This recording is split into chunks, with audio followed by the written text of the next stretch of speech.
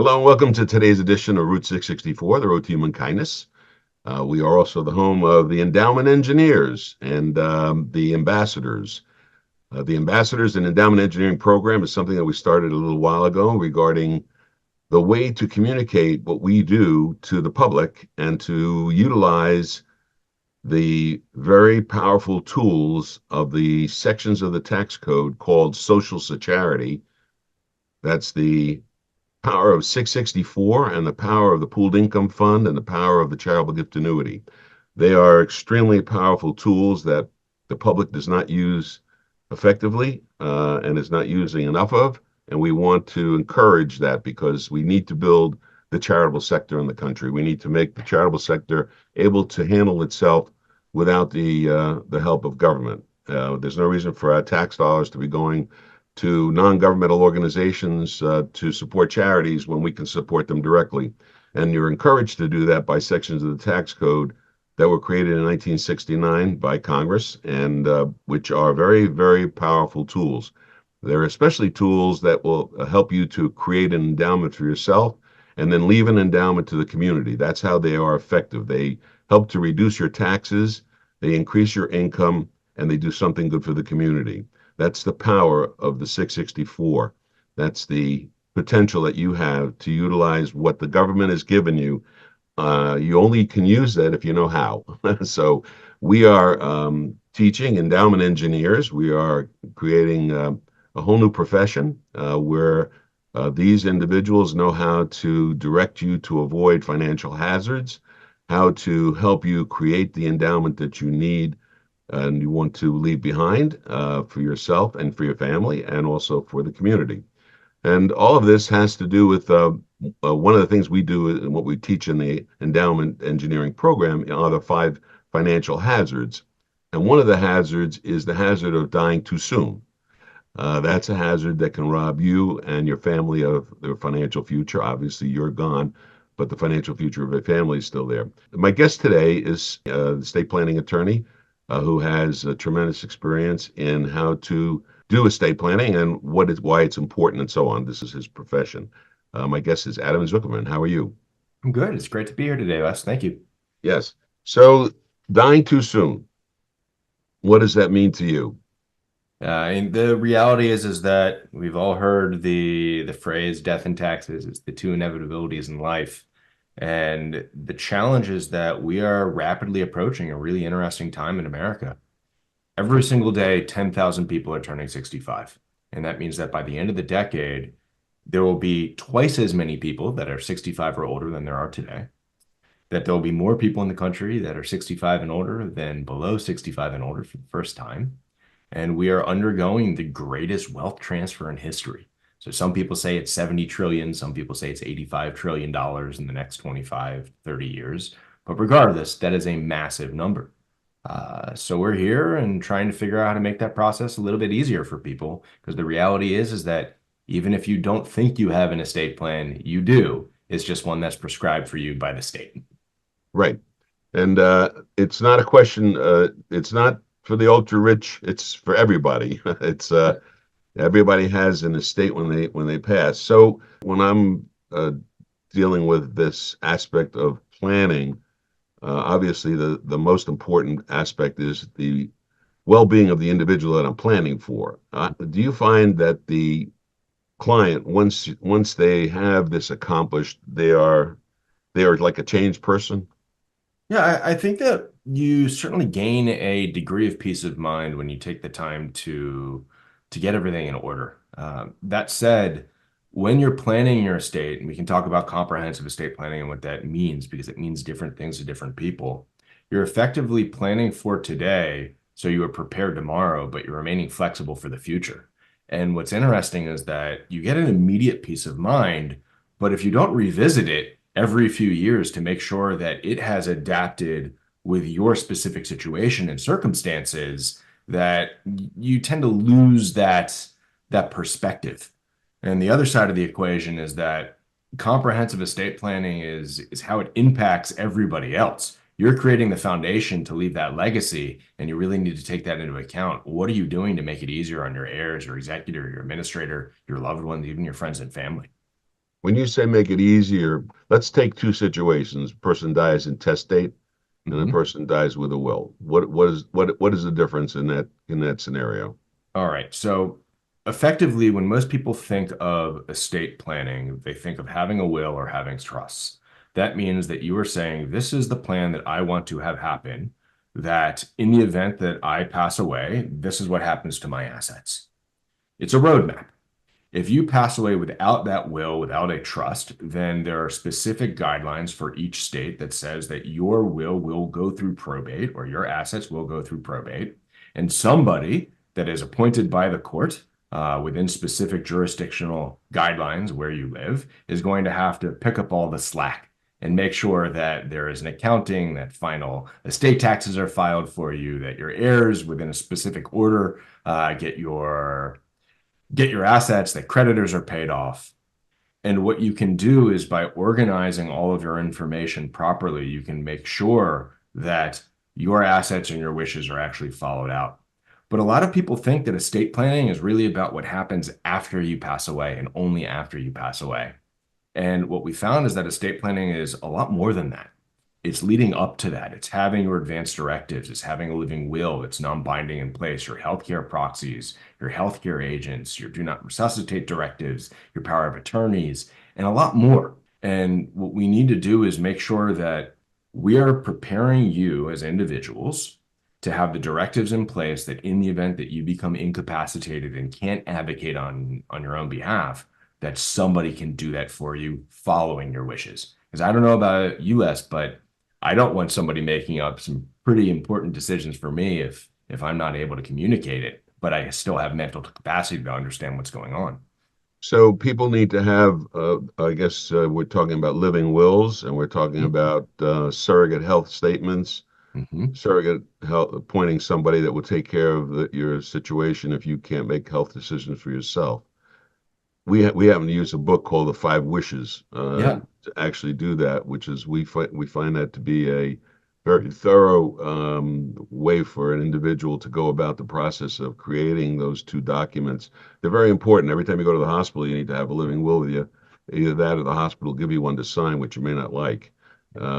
So tell when you're also when we're dealing with some of these issues about probate, for example, you can avoid probate on most of your assets if you use a revocable trust. Do you find that people actually that at every level, do you think that the revocable trust is a valuable tool? Yeah, it depends on your unique circumstance. So you're unique just like everybody else. There's a lot of different ways to avoid probate, and probate, quite frankly, isn't always a horrible thing. Depending on the amount of assets in your estate, you may have a simplified probate, which can move rather quickly. You can have a very complicated estate, which means that things can get a little bit longer. But What is a the complicated primary, estate, Adam? uh, come again? What is a complicated estate? Oh gosh, different assets, different states. You have to probate multiple jurisdictions. You have multiple people that are beneficiaries. You have creditors that are claiming different things. There's a whole host of complications that can come up. But they're What's pretty interesting, common. I mean, most people have them. yeah, it is. It is very common. You can avoid probate by, as you said, doing several different things. You can put your items and your assets in an irrevocable trust. You can have payable on death beneficiary designations that are made. Um, Effectively, one of the things that you want to do is by having a will, you have to recognize that that will is going to be filed in the local jurisdiction. If you want a little bit more privacy, that's where trusts really come in and they can help. What we're trying to get people to understand through buried in work is that by organizing your information first, you're going to save the people a lot of work that are going to have to carry it out, whoever it is. On average in America, it's taking 570 hours of time to administer in a state. And I don't know about you, Say that but again, Adam, please. on average, it Yeah. takes 570 hours to probate and administer in a state in the United States. That is far too long. And the reason why is that you're sending your family or whoever that individual is oftentimes on a scavenger hunt. The analogy is if I invite you over to my house to bake a cake, but I don't have any of the ingredients out, and I don't have a recipe for you, and I say, okay, go bake the cake, it's going to take you a long time to go through all my cabinets, to figure out where the recipe books are, to find the ingredients to make the cake. But if I invite you over and there are binders in front of you with information that says, here are my family members, here's what I want to have happen to my pets, here's my identification information, my citizenship information, my career, my education history, my residential history, now everything that goes into your digital legacy, like your email and your online accounts and passwords. Here are my financial assets, my retirement accounts, if I own businesses, here's where my tax returns are. If you really give them all of those ingredients for that cake, you're going to be a heck of a lot more efficient in doing it. And that's really what we're doing at Buried in Work, is that we are providing these resources to help people get organized and have the conversations that they need, because the preparation side of things is equally as important of actually doing the work. And the reason why is pretty simple. If you do the work and you don't tell people about it, it's as if you didn't do the work. So we want to help people. Okay, that's a really good point. Well, I want to come back to that because I want to talk to you about Schedule A's when we come back from this short break. People don't know what the Schedule A is. It's going to be interesting to find out. And my guest is Adam Zuckerman, an estate planning attorney in Maryland. And we'll be right back. Our protagonist, Jack, was a 65-year-old retiree who'd always been known for his offbeat sense of humor and love for numbers. He'd been searching for a way to support his community while securing his retirement income. One day, while browsing through the depths of the internet, Jack stumbled upon an article about Tax Code 664 and its potential benefits for charitable planning. Hello, welcome to today's edition of Route 664, the road to humankind. Curious and excited, Jack decided to delve further into this mysterious code. He spent hours poring over tax law books and articles until he became a self-proclaimed expert on the subject. He'd tell his friends, "Who needs Sudoku when you've got tax codes to crack?" Armed with his newfound knowledge, Jack approached his financial advisor, Martha, and shared his idea of utilizing Tax Code 664 to set up a charitable trust. He was convinced that this strategy would benefit not only his retirement, but also his beloved community, particularly the revitalization of the local park. With a twinkle in her eye, Martha acknowledged Jack's enthusiasm and praised his resourcefulness. Together, they devised a plan to establish a charitable trust that provided Jack with a stable retirement income and directed the remaining funds towards renovating the park. Word of Jack's innovative approach spread like wildfire, inspiring others in the community to explore the potential of Tax Code 664. Soon, more and more people began implementing charitable planning strategies to support various community projects, ranging from building a new animal shelter to establishing a local art center. As Jack took his daily strolls through the newly renovated park, he couldn't help but smile. His Tax Code 664 adventure had not only secured his retirement, but also transformed the community in more ways than he could have ever imagined. With a wink and a grin, Jack would often say, "Looks like the joke's on boring retirement plans." Who knew tax codes could be so much fun? Who? Remember, your financial journey can be both impactful and entertaining when you explore the potential of charitable planning with Tax Code 664. Visit endowamerica.com. With the right knowledge and guidance, anyone can turn their dreams into a reality. Leave a lasting legacy that benefits generations to come. endowamerica.com. Plan, prosper, pass on. The power of 664.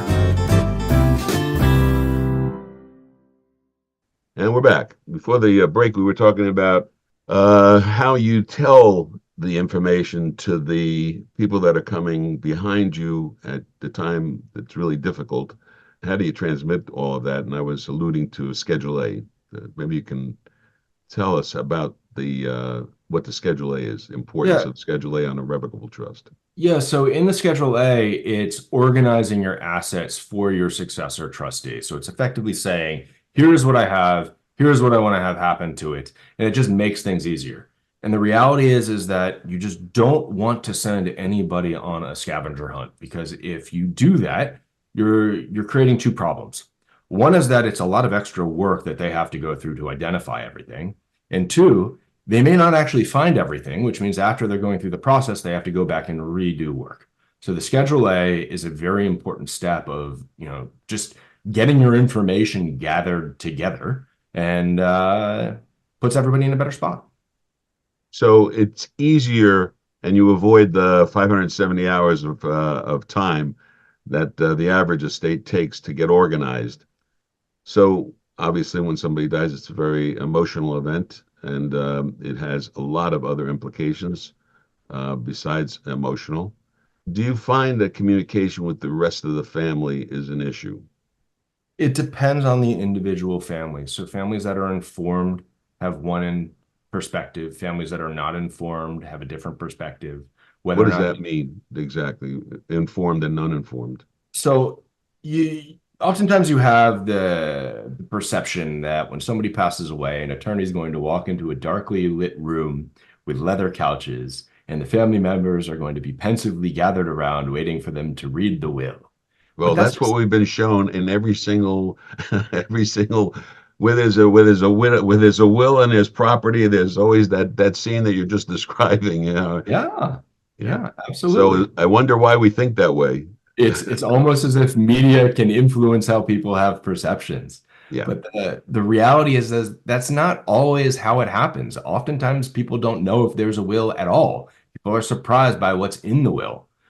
People need to be, and this is not just your family members, but anybody that is designated as a guardian in your will, for example, for minors or non-minor dependents. You want to have everybody informed in the event that something happens, they aren't taken by surprise.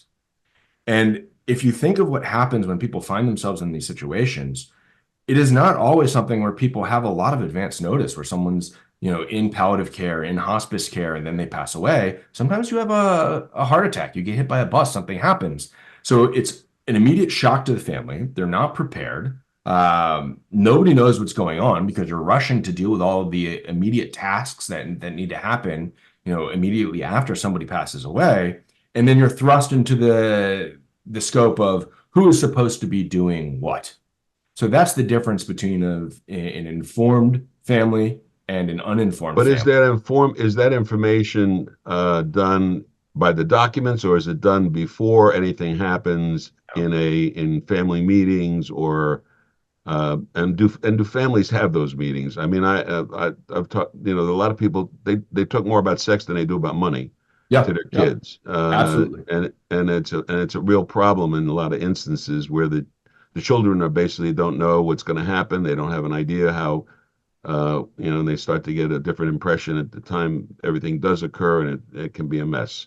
Absolutely. And it's a difficult conversation for a lot of families to have, for sure. And it's not typically something where everybody in the family gets on a Zoom call or gathers around and, hey, everyone, this is what is about to happen. But rather, the first thing you need to do is organize your information. After you organize your information, if you want to do it yourself, you can. But most often, you engage a service professional, a lawyer in your local jurisdiction to help you. And then after you have all of your core documentation, the core idea of what's going to happen, you should just let the individuals know that are going to be impacted. You don't have to go through the will. You don't have to go through your trust. You don't have to go through your advance directives. Though when it comes to advance directives, it's oftentimes a very good idea to have the individuals that are going to be speaking on your behalf and representing you But as isn't there a minimum amount of information that you got to give to your kids, to your heirs? no. I mean, for example, who's going to do what, who's going to be responsible for what? So that you have to give to your kids? No, you Yeah. don't have to give them everything. Should you? Absolutely. Once you have your framework, you should call, you should notify and say, this is what I have prepared. This is where it is located. In the event that something were to happen, this is who should be called. But you aren't legally obligated to tell anybody that you No, have. no, I understand that, and a lot of people want to keep it private. But the thing Mhm. is that unless you do communicate some of these things, I mean, I know a lot of people that they have a schism in the family, and or there was a schism between children, and it reminds me of their Smothers Brothers. Yeah. Mom always liked you better, and it's a problem in a lot of instances that occurs after, which unfortunately, some of these things I guess you can't do in advance because you got this kind of family politic, whatever it Yeah. is. We say that as soon as you begin the process, you should notify 3 trusted individuals that are going to be involved because you know who's going to step in the most.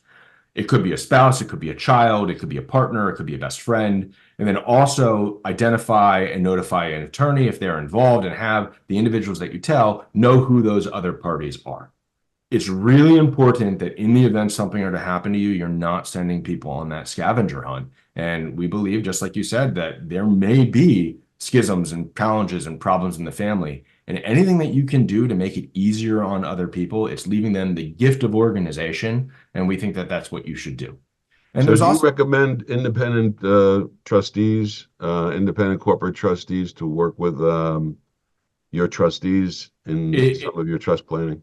it wholly depends on how much they have under management. And to be clear, buried in work in our practice, we're not creating people's wills. We're not creating people's trust for them. We are advising them how to organize all of their information and then introducing them to the attorneys and the service providers in their area to create it. So when people come to us and they say, we have X amount of assets, we can say within this threshold, it may be a good idea for you to consider having an independent private trustee. But the reality is though, a lot of people may want that independent entity, but they're not going to have the resources or, quite frankly, a reason or justification for hiring them and funding that endeavor going forward. So there's the need and the want, and then the reality of whether or not it's practical. Mm-hmm. My guess is Adam Zuckerman. He's an estate planning attorney. Is that how you practice? Is that what your primary practice is? Yeah, so the company that we started, Buried in Work, is a company that is designed to Say that again. So buriedinwork.com, it's a little bit punny. We are focused on providing resources to educate and help people simplify estate planning organization and all of the end-of-life tasks that come after it. So if you need help understanding what the various trusts are, what a will is, what you need to do to get organized, to leave your family in the best circumstance, that's why you come to us. And then we make introductions in the event that you can't do it yourself to attorneys and service providers, funeral homes, cemeteries, estate sale providers in your local area. So I'm an attorney, very well versed in estate planning law. But what I realized is that it is easier to make a bigger impact and help more people than a one-to-one relationship by educating people all across America in the sense of what they need to do in their local jurisdictions. So then they can engage someone like yourself that can really dive in and speak to their specific, unique circumstances. Okay, you're talking about engaging me as an endowment engineer, which is my favorite topic to talk about. Yeah. And one of the things that we're very, very, very keen on implementing all over the country because it's such a powerful new profession to help people like yourself do the explanation to people that you are helping about things that they are not aware of that they can do with regard to their own planning. I mean, it was always said the wealthy never paid estate taxes, and one of the reasons was they knew how to use these sections of the tax code to their advantage, and they're in that regard now everybody can because of the technology, and also we've tried to simplify it and make it easier to understand.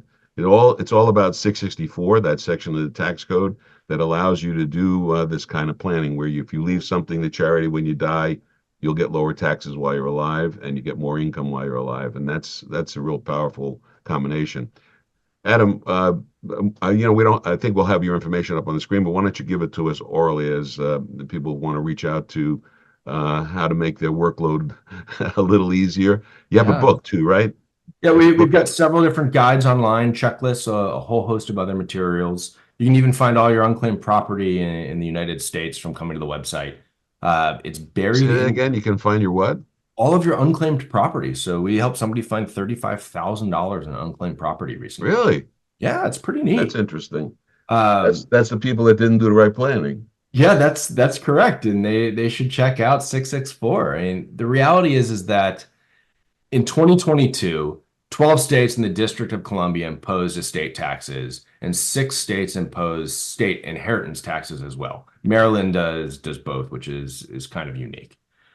By taking advantage of various mechanisms like Code 664, you can utilize charitable remainder trust to really give the gift that you want without losing money to government to support the entities around the country, around the world that really hold dear to your heart. If you're interested in getting all of your information organized so you actually understand what's available and what you should do when you go and look and discuss with Les, how you want to set up your threshold, come to our website. It's really easy, www.buriedinwork.com. Excellent. Adam Zuckerman, in Maryland, but I'm sure you're available to anybody, anywhere, at any time. Just as we all make ourselves available the same way, we want people to utilize the benefits of our National Community Foundation. It's a 501c3 organization. We operate on a nonprofit basis, and the whole idea that we're sharing is that there's an abundant world out there. We are happy to teach you everything that we know about this kind of work and the importance of this section, and help that wealth transfer that's going on really be directed properly. You're just talking about several states increasing their tax grind on the people that live there when they die, and that's everybody's looking at that same wealth transfer, and they're trying to figure out how to get their share. So you help people direct it to the places where they want it to go, and we help direct it to the community, and do it all within the confines of the whole legal sphere out there, where we don't want anybody to get in trouble. Thank you again for joining me this morning on Route 664, the road to human kindness. Adam Zuckerman, and it is very kind to humans. If you give instructions and don't confuse anybody, because when you pass, it's a mess to begin with. Nobody wants to have to deal with the other messes as well. You want to make it as blessed as possible. I know that's a bad time for people, but it's just one of those things. It's what happens. Thank you again. We'll see you next time. That's the show, folks. Have a great week. Don't forget to listen to Route 664 Radio, and also to go to our website at endowamerica.com, and you'll see a lot of information there. You'll also be able to find other endowment engineers at the Society of Endowment Engineers. We have a listing that's made public, and it's available on our website at endowamerica.com. Endowamerica.com. See you next week. Bye. Hey, America. It's your friend Charity here. We need to talk. You probably recently heard my wacky scientist friend tell you all about our brand new formula, 664 equals E squared. Listen, as quirky as it may sound, this stuff actually works. Do you know why? It's math, because 664 is the road to human kindness. It's the power of love squared. That's because through 664, you financially endow yourself and the cause that matters most to you for years to come. To learn more about what 664 E squared means, visit socialsocharity.org. Remember, 664 is the power of human kindness squared.